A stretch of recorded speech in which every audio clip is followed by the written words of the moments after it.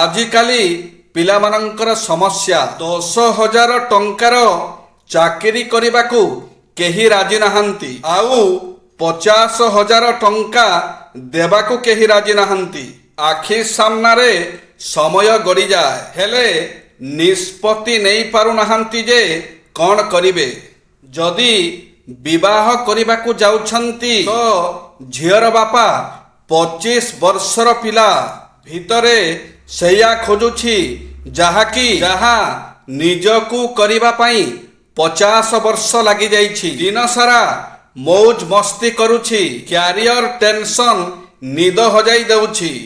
ରାତି ଯେତେ ଅନ୍ଧାର ହୋଇଥାଏ ତାରାମାନେ ସେତେ ଅଧିକ ଚମକିଥାନ୍ତି। ଦୁଃଖ ଯେତେ ଗଭୀର ହୋଇଥାଏ ଈଶ୍ୱର ସେତେ ଅଧିକ ନିକଟରେ ଥାନ୍ତି। ସେଥିପାଇଁ ପ୍ରତ୍ୟେକ ଅନ୍ଧାର ରାତି ପରେ ସକାଳ ଆସିବା ନିଶ୍ଚିତ ଏବଂ ପ୍ରତ୍ୟେକ କଷ୍ଟକର ପରିସ୍ଥିତି ପରେ ଭଲ ସମୟ ଆସିବା ନିଶ୍ଚିତ। ସ୍ତ୍ରୀର ଭଲ ପାଇବା କେମିତି ଜାଣିବା? ଯଦିଓ କିଛି ଭଲ ଘଟଣା ଘଟିନାହିଁ, ତଥାପି ସେ ଆପଣଙ୍କୁ ବ୍ୟସ୍ତ ହୁଅନ୍ତୁ ନାହିଁ, ସବୁକିଛି ଠିକ୍ ହେଇଯିବ କହିବେ। ଯେତେବେଳେ ଆପଣ ଦୁଃଖିତ ଥିବେ ସେ ଆପଣଙ୍କୁ ଏକୁଟିଆ କେବେ ଛାଡ଼ିବେ ନାହିଁ। ସେ ସର୍ବଦା ଆପଣଙ୍କର ଖରାପ ଅଭ୍ୟାସକୁ ତ୍ୟାଗ କରିବା ପାଇଁ କହିବେ।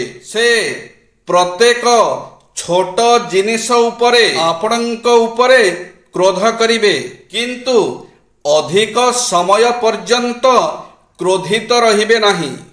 ସେ ଆପଣଙ୍କର ପ୍ରତ୍ୟେକ ଦୁଃଖକୁ ନିଜର ଦୁଃଖ ବୋଲି ଭାବିବେ। ପାଣି ଯେତେ ସଫା ହୋଇଥାଉ ନା କାହିଁକି, ଯଦି ପାଣି ରଖାଯାଇଥିବା ପାତ୍ର ସଫା ନଥାଏ ତେବେ ସେ ପାଣିର ମୂଲ୍ୟ କିଛି ରହେନା। ଠିକ୍ ସେହିପରି ମଣିଷ ଯେତେ ସୁନ୍ଦର ହୋଇଥାଉ ନା କାହିଁକି, ଯଦି ତାର ଚରିତ୍ର ଠିକ୍ ନଥାଏ ତେବେ ସେ ମଣିଷର ବି କିଛି ମୂଲ୍ୟ ରହେନି।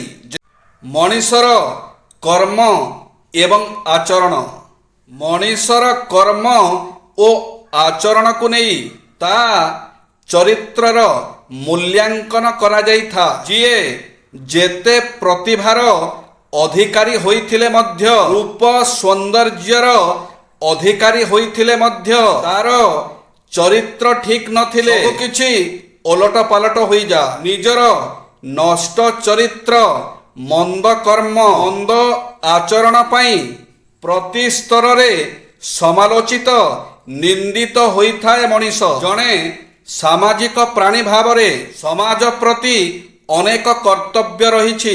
ପ୍ରଥମେ ନିଜ ଚରିତ୍ରକୁ ଗଢ଼ନ୍ତୁ, ନିଜ ଆଚରଣକୁ ସଂଯତ କରନ୍ତୁ, ପରିବାରକୁ ଗଢ଼ନ୍ତୁ ଓ ପରିବେଶକୁ ସୁଧାରନ୍ତୁ। ପଡ଼ୋଶୀମାନଙ୍କ ସହିତ ଉତ୍ତମ ସମ୍ପର୍କ ରଖନ୍ତୁ, ସମାଜକୁ ଗଢ଼ନ୍ତୁ, ଦେଶ ଗଠନରେ ସହାୟକ ହୁଅନ୍ତୁ, ଗୁରୁଜନଙ୍କୁ ଭକ୍ତି କରନ୍ତୁ, ଅତିଥି ଅଭ୍ୟାଗତ ଆଗନ୍ତୁକଙ୍କ ପ୍ରତି କର୍ତ୍ତବ୍ୟ କରନ୍ତୁ, ମିଥ୍ୟାର ଆଶ୍ରୟ ନିଅନ୍ତୁ ନାହିଁ, ଅନ୍ୟର ଦ୍ରବ୍ୟ ବ୍ୟବହାର କରିବେ ନାହିଁ, ବିପଦରେ ଅଧୈର୍ଯ୍ୟ ହୁଅନ୍ତୁ ନାହିଁ, କାହା ପ୍ରତି ବିଦ୍ୱେଷ ଭାବ ରଖିବେ ନାହିଁ। ଜୟ ଶ୍ରୀ ଜଗନ୍ନାଥ।